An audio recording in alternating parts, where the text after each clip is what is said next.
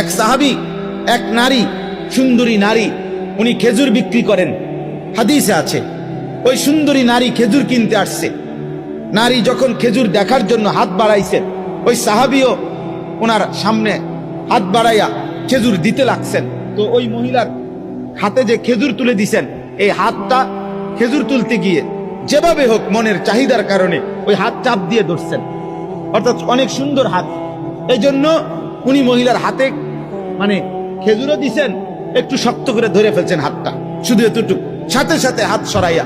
তো ওই সাহাবী নবী সাল্লাল্লাহু আলাইহি সাল্লামের কাছে আয়েশা বললেন, ইয়া রাসূলুল্লাহ, আমি একটা অপরাধ করে ফেলছি।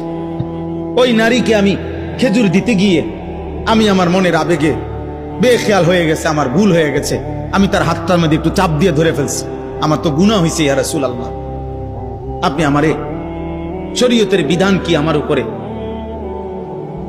আপনি আমার উপরে আকিম আলাইয়াল হাদ্দা, শরীয়তের কোনো শাস্তি যদি থাকে আমার উপরে সেটা কার্যকর করে দেন, যেন আমার আখিরাত পবিত্র হয়ে যায়।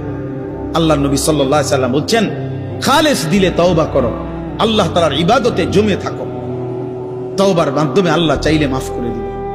আবার আরেক সাহাবী আসছেন, হযরত মাইজ ইবনে মালিক রাদিয়াল্লাহু তাআলা আনহু, একেবারে মুসলিম শরীফের হাদিস।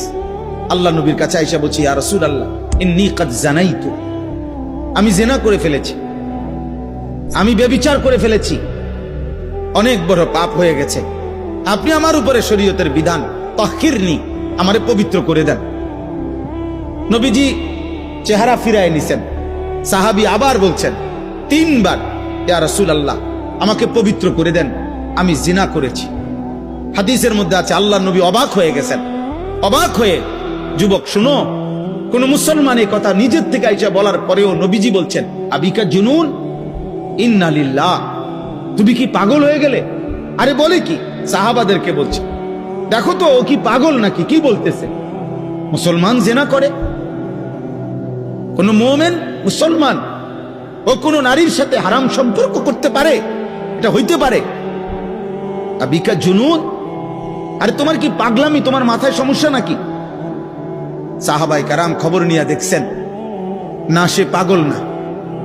আরেক সাহাবী নাকের কাছে, ওনার মুখের কাছে নাক আইনা গন্ধ শুকে দেখছেন, কোন মদ খাইছে, নেশা করছে, এমন কোন গন্ধ কয় কিনা। তাহলে হয়তো মাতাল, মানে এই কারণে কইতেছে। বলছি, ইয়া রাসূলুল্লাহ, তার মুখে কোনো মদের গন্ধও নাই, সে পাগলও না, তাহলে তো ঠিকই বলছে।